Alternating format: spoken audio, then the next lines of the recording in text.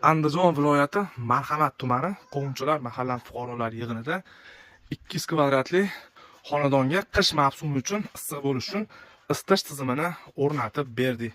Bu xonadonimizga o'zimiz ishlab chiqargan 20 kilovatlik atrofi utepленный ko'mirli kotelimizni o'rnatib berdik. Hamda 9 ta har xil razmerdagi mana shunaqa panelli radiatorlarni o'rnatib berdik. Isitish sistemamiz samotok sistema bo'ldi. Suvni qaynash hisobiga tabiiy sirkulyatsiya bo'ladi. Tepadan podachi chiqyapti, obratga qaytib ketyapti. Mana shu 200 kvadratli xonadonga isitish tizimiga nimaki ketsa, radiator, kotel, dimoxod hamma narsani o'zimiz komplekt olib kelib ustanovka qilib berdik va xonadon egalarini ortiqcha ovora qilmadik. Xonadon egalari faqat choy damlab berishdi va oxirida pulini sanab berishdi. Bu xonadonga o'zimiz ishlab chiqargan milliy 20 kilovatlik atrofi utepленный kotelimizni o'rnatib berdik. Kotelimizning narxi, xizmatlarimiz narxi hammaga qiziq.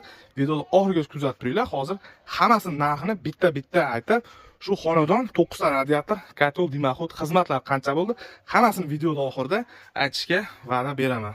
Bu kotelimiz atrofi utepленный 20 kilovatlik bunkerga 45 kilogramm ko'mir oladi, 2 metr teplanmenlikka ega.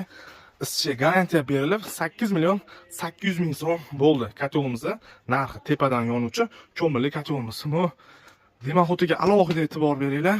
Tomdan chiqarib olgani 3 ta dimoxod qo'ydik. Bir donasi 1 metr 20 santimetrdan 3 metr 60 santimetr bo'ldi. Har bir donasi 410 ming so'mdan. Ichi tashi oltilik toza nerjaveka. 3 ta nerjavekamiz 1 million 230 ming so'm bo'ldi. Bu xonadonimizga xizmat qildik. 9 ta radiator, kotelni o'rnatdik. Xizmatimizni o'zi 4,5 million so'm bo'ldi. 2 kun vaqt ketdi. 4,5 million so'm bo'ldi.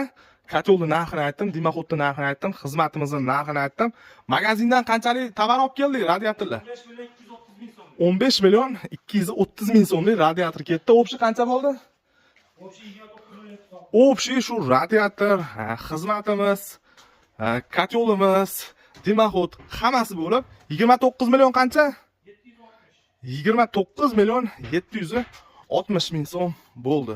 Shu 200 kvadratli xonadonga o'rtacha 29 million 760 ming so'm bo'ldi.